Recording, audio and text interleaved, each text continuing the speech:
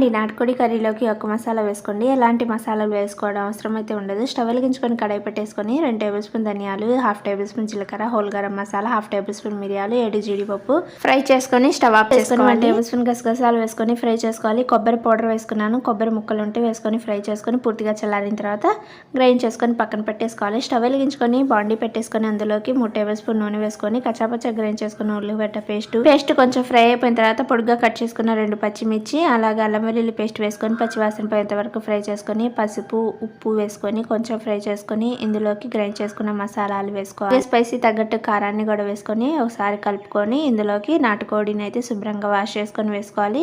సన్నగా కట్ చేసుకున్న టమాటాలు కూడా వేసుకొని నాటు కర్రీలో కలిసేలా కలుపుకొని సిమ్లో 5 నిమిషాలు అయితే ఉడికించుకోవాలండి.